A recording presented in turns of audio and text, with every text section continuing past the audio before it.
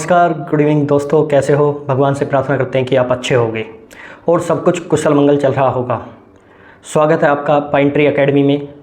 और आइए देखते हैं एक और इन्फॉर्मेटिव वीडियो। जी, मैं बात कर रहा हूँ दिनांक 23 दिसंबर 2016 की। एक मूवी आई जिसका नाम था दंगल। मुझे पता है आप सभी इस मूवी से पूरी तरह परिचित होंगे।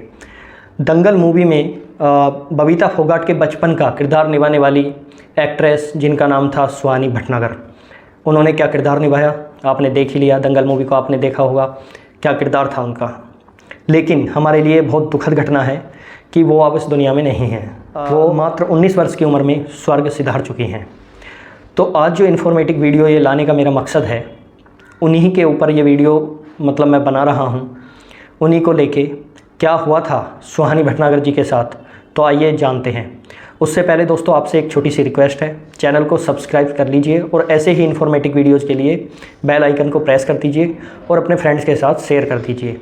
तो आइए बात करते हैं दंगल गर्ल सुहानी भटनागर के बारे में। जी हाँ, मात्र 19 वर्ष की उम्र में वो स्वर्ग सिधार चुकी हैं। आमिर खान की फिल्म दंगल में, जैसा कि मैंने बताया, बबीता फोगाट के बचपन का किरदार निभाने वाली सुहानी भटनागर अब हमें इस दुनिया से अलविदा कह चुकी हैं। तो प्रॉब्लम क्या थी ये जान लेते हैं। मात्र 19 वर्ष की आयु में वो स्वर्ग कैसे सिधार गईं। कुछ समय पहले सुहानी भटनागर के पैर में फ्रैक्चर हो गया था। कुछ टाइम पहले उनके जो पैर में एक फ्रैक्चर था, उसकी मेडिसिन चल रही थी, कोई प्रॉब्लम नहीं थी।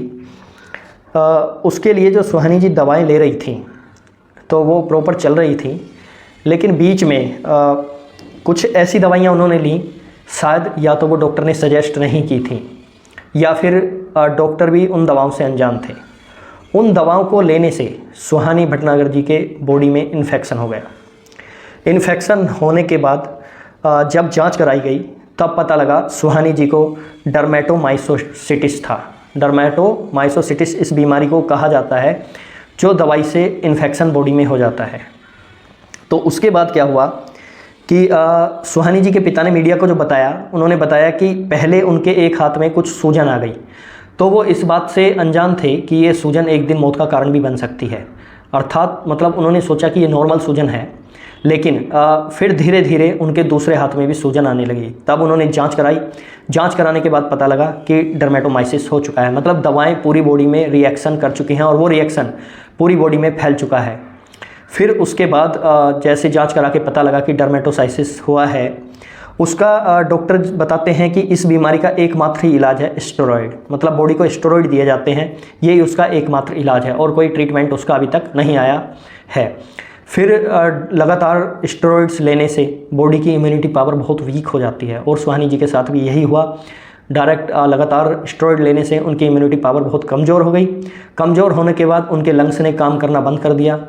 ब्लड पूरा पानी में ब्लड जो है पानी में कन्वर्ट हो गया, पूरी बॉडी में पानी भर गया।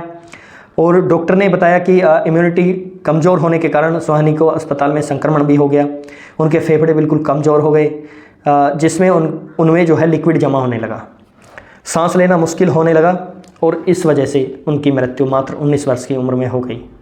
तो जो बताया जा रहा है वो यही है कि दवाइयों के रिएक्शन से उनके फेफड़े कमज़ोर हो गए, इम्यूनिटी पावर बिल्कुल कमज़ोर हो गई और वो सांस लेने में बिल्कुल असमर्थ हो चुकी थी और उन्होंने दम तोड़ दिया मात्र 19 वर्ष की आयु में। हमारे लिए और पूरे बॉलीवुड जगत के लिए, जो उनके बहुत बड़े फ़ैन थे, उनके लिए बहुत बुरी खबर तो है।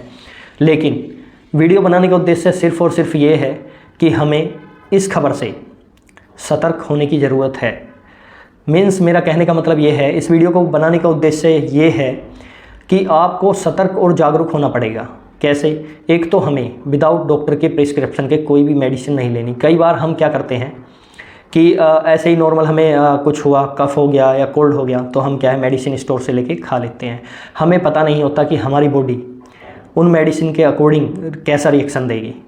तो कई बार क्या है, और उनका साइड इफ़ेक्ट बहुत भयंकर हो जाता है और हम उस साइड इफ़ेक्ट को भी हल्के में लेते हैं। जैसे सुहानी सिंह जी के हाथ पर जब सूजन आना स्टार्ट हुई तो डॉक्टर्स का कहना है कि यदि जब ही एक्शन ले लिया जाता, उनको तभी एडमिट कराया जाता, जांच की जाती और पता लग जाता दवाओं से रिएक्शन हुआ है, तो शायद उनकी जान बचाई जा सकती थी।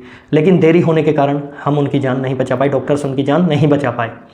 तो यही है इस वीडियो को बनाने का उद्देश्य और आपको बताना चाहता था कि जो भी मेडिसिन आप लें डॉक्टर के प्रिस्क्रिप्शन के द्वारा लें, और जब दवाइयाँ आप खा रहे हैं बॉडी में कोई ऐसा लक्षण या आपको ऐसा कुछ दिखाई देता है तो तुरंत डॉक्टर को सूचित करें और उसका समय रहते और उचित उपचार करा लें। तो आशा करता हूं कि आप इस वीडियो से कुछ सीख लेंगे और फिर मतलब उसी के अकॉर्डिंग दवाइयाँ अपनी लेंगे या डॉक्टर से मिलते रहेंगे। जी बिल्कुल, सतर्क रहिए, जागरूक रहिए। धन्यवाद, आपने मुझे समय दिया उसके लिए थैंक यू सो मच।